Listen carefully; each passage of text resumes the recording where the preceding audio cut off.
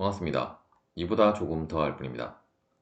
평균 전단 응력과 지압 응력에 대해 알아보도록 하겠습니다. 평균 전단 응력에 대해 알아보도록 하겠습니다.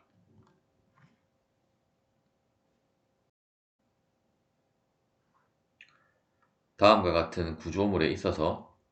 이제 이 구조물의 면에 수직한 수직력 F가 이제 외력으로 다음과 같이 작용을 하고 있고, 이때 이제 밑에 이제 이렇게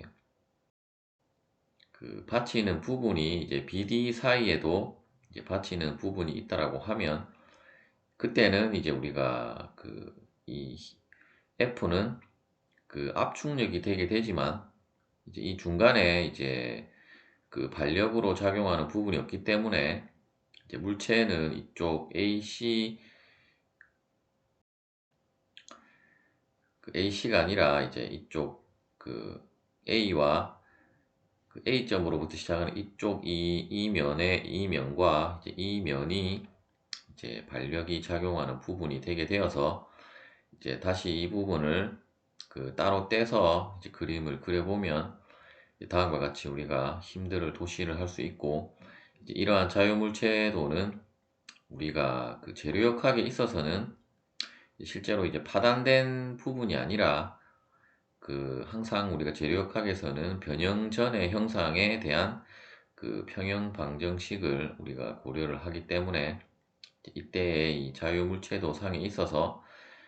힘 F가 작용을 하면 이제 각각의 면에 대한 전단력 V가 이제 다음과 같이 작용을 하게 되고, 이때 평형 방정식은 이제 F는 이제 이 V와 같은 값을 가지게 될 것이고, 이 부분을 다시 우리가 이제 응력으로 고려를 하면 이제 다음과 같은 응력들이 이제 분포를 하게 되고, 일단 우리가 평균 전단 응력에서 이제 타우 에버리지는 이 타우의 값이 모두 동일한 값으로 가정을 해서 계산을 한다라고 보시면 되겠습니다. 따라서 우리가 수직 응력에서 살펴보았던 것과 마찬가지로 이제 여러분들이 추후 이 면에 작용하는 전단 응력은 이제 균일하지 않다라는 것을 알게 될 것이며, 일단 평균 전단 응력을 구하라고 하면 일단 이 면에 작용하는 전단 응력의 평균값은 모두 이제 동일하다라고 보고 이제 계산을 한다라고 보시면 되겠고, 따라서 이 전단 응력은 이제 다음에 이 공식으로 우리가 산출을 한다라고 보시면 되겠고, 따라서 이제 수직 응력과 다른 점은 이제 전단력의 방향은 이 힘의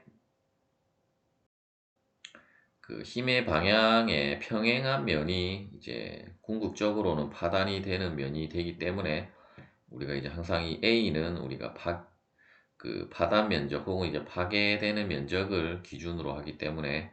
이제 전단 응력을 구하라고 하면 항상 이러한 힘의 방향과 이제 평행한 방향의 면을 이제 여러분들이 고려를 해주시면 되겠고, 따라서 이제 이쪽의 면의 단면적의 넓이를 A라고 하면 결국 이쪽에 작용하는 이제 평균 전단 응력은 이제 이 V를 이 면적으로 나눈 값이 되게 될 것이고, 이때 이제 V는 이러한 자유물체도 상에서 이제 우리가 외력 F로 표시를 해보면 이제 V는 이제 2분의 F가 되게 되므로, 이러한 경우에 있어서는 이제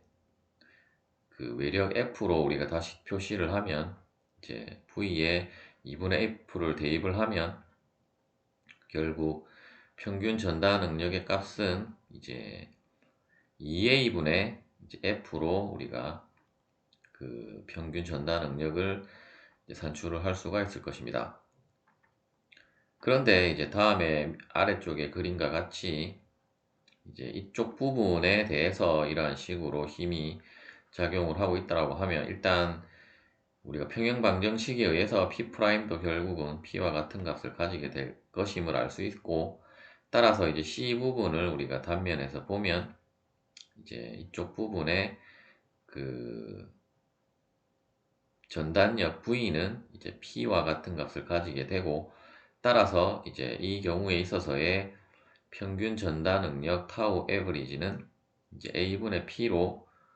우리가 산출을 할 수가 있겠습니다.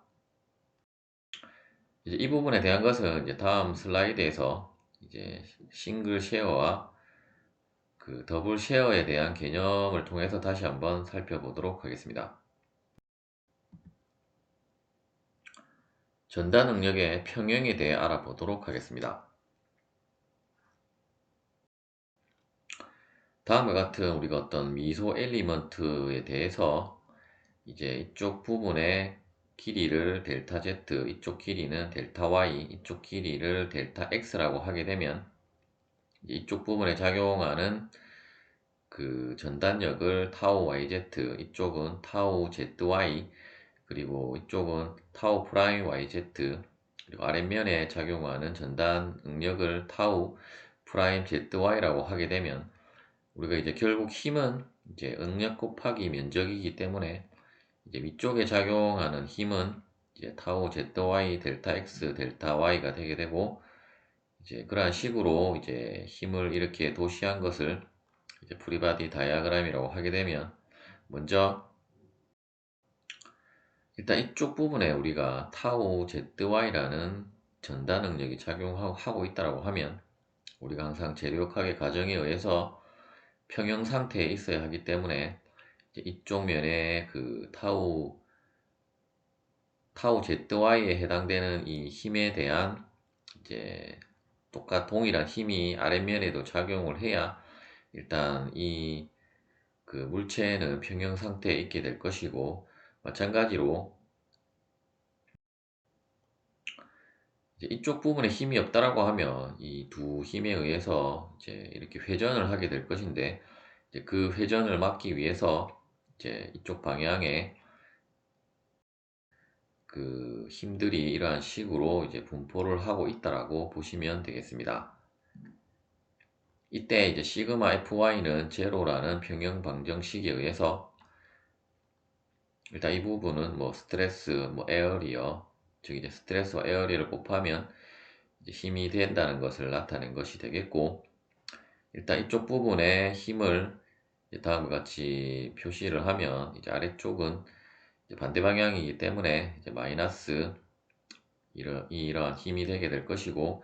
이제 평형 방정식에 의해서 두 힘을 합한 것은 0이 되어야 하므로, 따라서 이제 타우 ZY와 타우 프라임 ZY는 이제 같다는 것을 알 수가 있습니다. 또한 우리가 이제 이렇게 회전하는 것을 막기 위해서 이제 이 두 힘을 도입을 했는데, 이제 이 두 힘에 대한 것은 우리가 이제 모멘트 평형에 의해서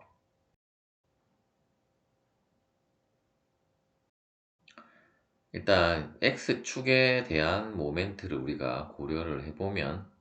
일단 이 두 힘은 이쪽은 X가 0이기 때문에 이제 0이 되게 되고, 이쪽도 마찬가지로 우리가 팔 길이 값이 없기 때문에 그 0이 되기 때문에 일단 이 두 개의 힘에 대한 모멘트만 고려를 해보면 다음과 같은 수식을 우리가 평형 방정식을 유도를 할 수 있고, 따라서 이제 이쪽 부분에서도 결국 델타 x, 델타 y, 델타 z는 모두 동일한 값이기 때문에, 따라서 이제 타우 zy와 타우 yz도 이제 같은 값을 가지게 됨을 알 수가 있습니다. 따라서 이제 전체 그 전단 응력이 모두 같은 값을 가지게 되므로, 따라서 우리가 이러한 첨자 없이 그냥 다 동일한 값이기 때문에 이제 다음과 같이 이제 타우 zy는 그 타우 프라임 zy는 타우 yz, 타우 프라임 yz와 모두 동일한 값을 가지므로 이제 이 값을 그냥 하나의 타우라고 하게 되면 다음과 같이 도시를 할 수 있고, 이때 이러한 상태에 있을 때에 그 전단 응력을 이제 퓨어 쉐어라고 하겠습니다. 즉 이제 순수 전단 상태라고 하겠습니다. 즉 이제 유도 과정에 조금 길게 말을 하긴 했지만 결국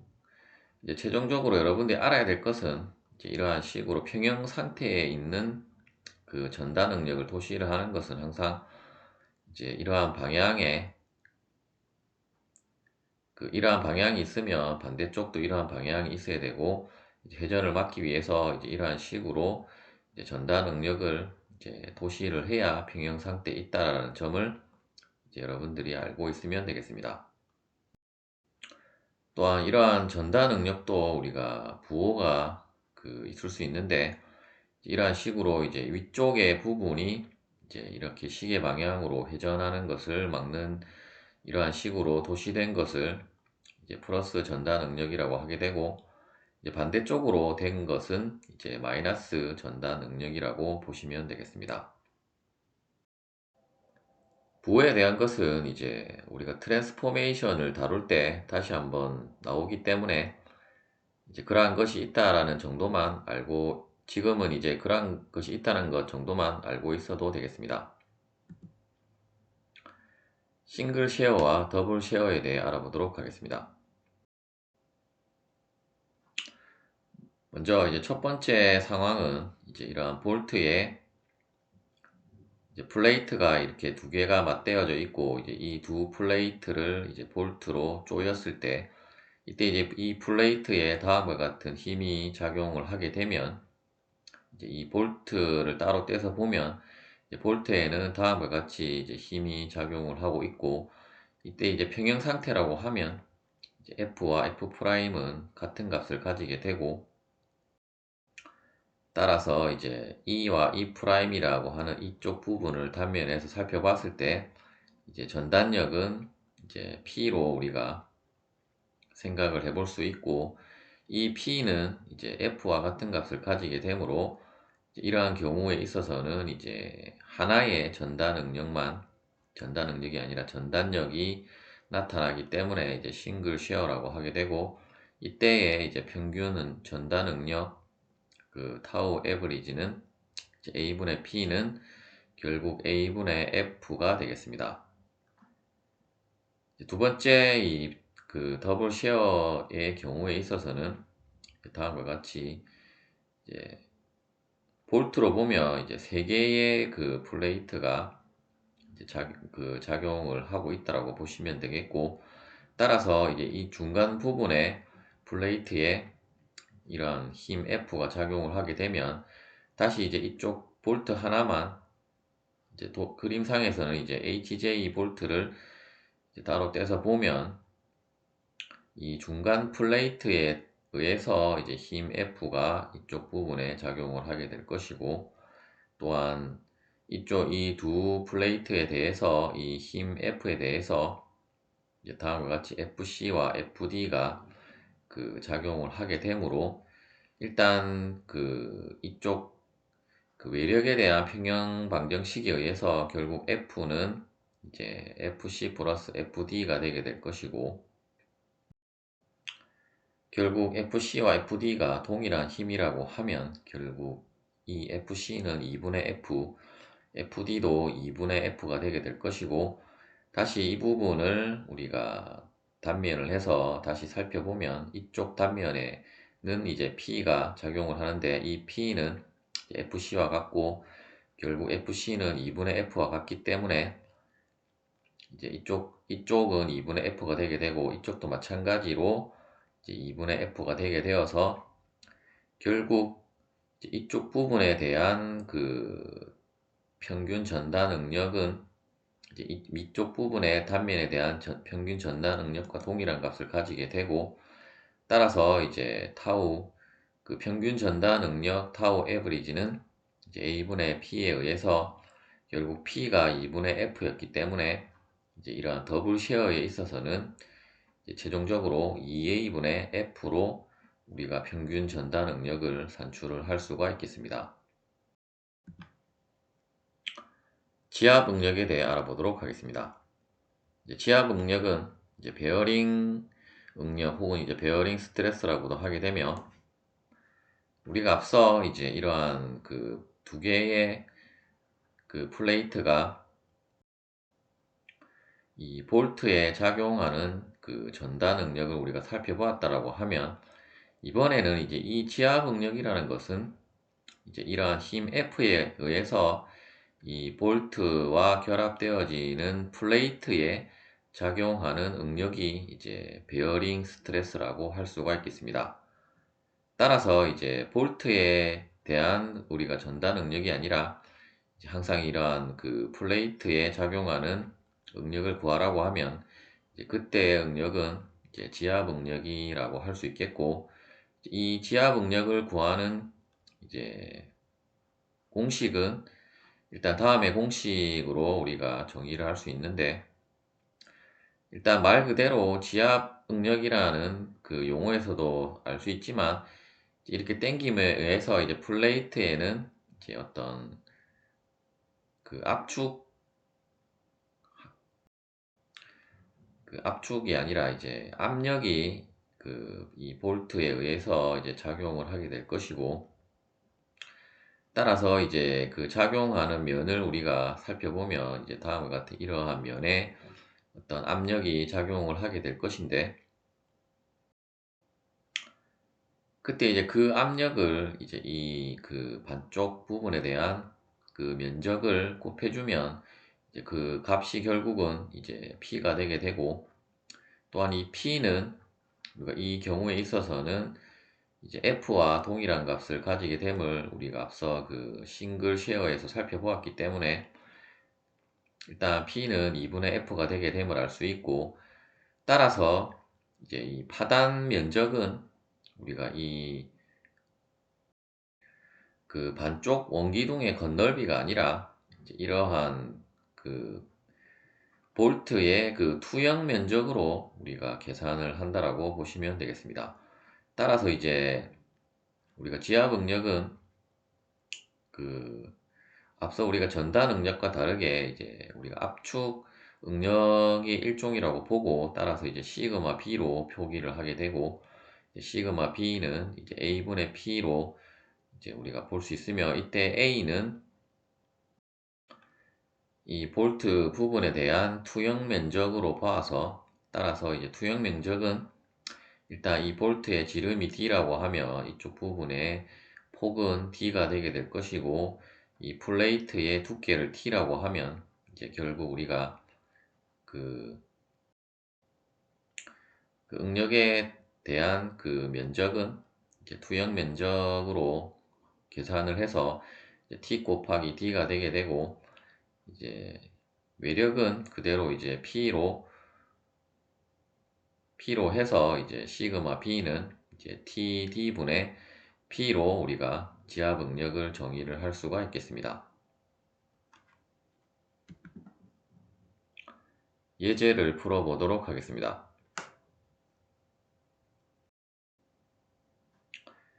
이제 다음과 같은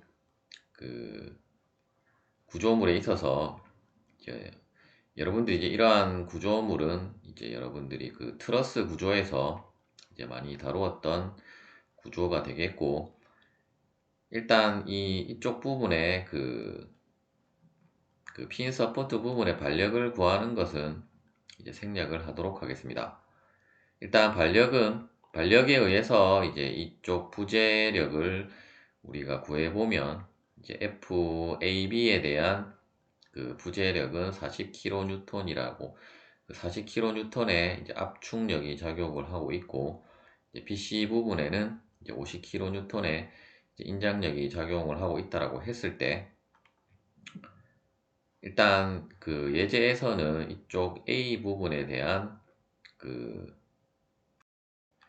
이 브라켓에 대한 지압 응력과, 또한 이쪽 그 부재에 대한 지압 응력, 그리고 이 핀에 그 작용을 하는 그 전단 응력과, 또한 이제 이쪽 그 핀 B에 대한 그 전단 응력을 한번 살펴보도록 하겠습니다.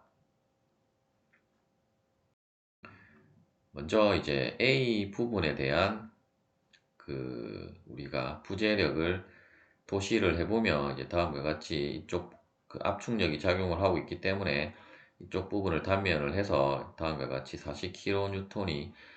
작용을 한다라고 도시를 할 수 있고, 먼저 이제 이 핀에 대한 우리가 전달 능력을 살펴보면 이쪽에 40kN이 작용을 하기 때문에 다음과 같이 이제 핀 부분에 40kN이 작용을 하고 있다라고 도시를 할 수 있고, 또한 이제 이 브라켓에 의해서 FB가 이러한 식으로 작용을 한다라고 볼 수가 있겠습니다. 따라서 이제 우리가 이쪽 부분을 단면을 해서 살펴보면 다음과 같이 자유물체도를 그릴 수 있고, 이때 이제 P는 결국 이제 40kN에 이 P가 40kN이 돼야 되기 때문에 결국 P는 이제 2분의 40kN으로 해서 이제 20kN이 산출이 되게 되고, 또한 이제 단면적은 이제 이쪽 부분에 지름이 25mm이기 때문에 이제 4분의 파이 d 제곱에 의해서 이제 이 값을 넣어서 계산을 해보면 이제 미터 단위로 환산을 하면 다음과 같이 491 곱하기 10의 마이너스 6제곱 미터 제곱이 되게 되어서 이제 이 값을 우리가 계산을 해주면 40.7 메가파스칼로 산출이 되게 되겠습니다. 물론 이제 이 위쪽 단면과 아래쪽 단면에 대한 단면적이 동일하고 P가 동일하기 때문에 이제 위쪽 부분의 타우나 아래쪽 부분의 타우는 동일하기 때문에 다음과 같이 값을 계산했다라고 보시면 되겠습니다. 두 번째는 우리가 앞서 이제 이 A점에 대한 이 브라켓과 그리고 이제 이러한 멤버에 대한 지압 응력을 계산을 해 보도록 하겠습니다. 먼저 이 멤버 AB에 대한 공칭 베어링 응력은 일단 투영 면적을 우리가 계산을 해보면 일단 두께는 30으로 되어져 있고, 이쪽 부분에 우리가 핀의 지름이 25mm였기 때문에 따라서 이제 두께 곱하기 핀의 지름을 곱한 것이 이제 투영 면적이 되게 될 것이고, P는 이제 앞서 우리가 40kN이 압축력으로 작용을 하고 있었기 때문에 이제 그대로 40kN을 대입을 해서 이제 계산을 해보면 이제 53.3 메가파스칼이 이제 지압 응력으로 이 멤버에 대한 AB 부재에 대한 지압 응력으로 계산이 되겠고, 이 브라켓에 대한 것은 일단 TD가 일단 이 위쪽 부분만 계산해 보면 이제 25 곱하기 이 핀의 지름을 곱하면 되는데, 일단 두 부분으로 되어져 있기 때문에 이제 2를 곱하면 결국 2 곱하기 25를 하면 이제 50이 되게 되고, 이제 핀의 지름을 곱한 것이 이제 투영 면적이 되게 될 것이고, 따라서 이제 앞서와 동일한 방법으로 계산을 해보면 이제 브라켓에 대한 지압 응력은 32.0 메가파스칼로 산출이 되게 되겠습니다. 이제 이쪽 B 부분에 대한 핀에 대한 우리가 평균 전단 응력을 이제 구해보면, 일단 핀 B에 작용을 하고 있는 우리가 힘들을 이제 모두 도시를 해보면, 일단 이쪽 부분에 Q라는 힘에 의해서 이제 이쪽 부분에 그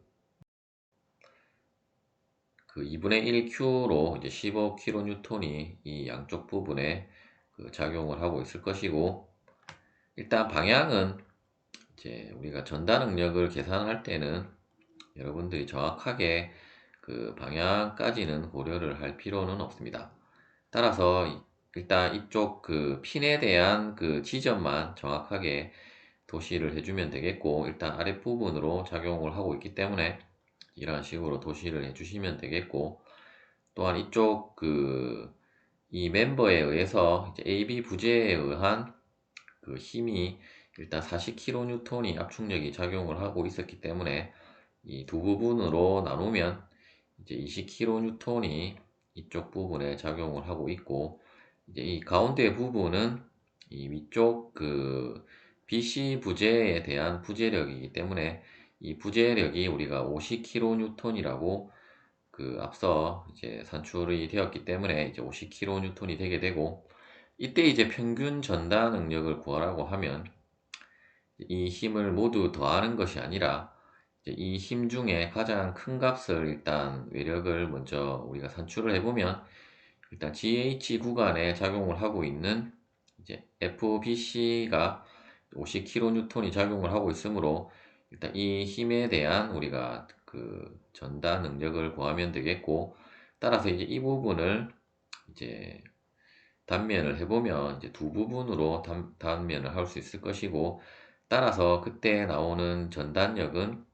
이제 2분의 FBC가 되게 되어서 결국 그때 그 전단력을 PG라고 하게 되면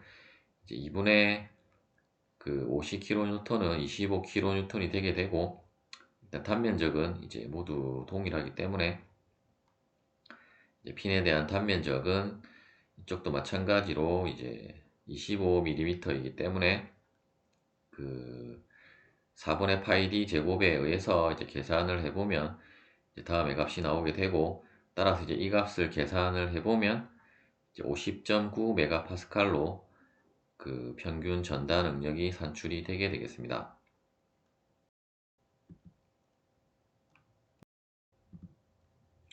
시청해 주셔서 감사합니다.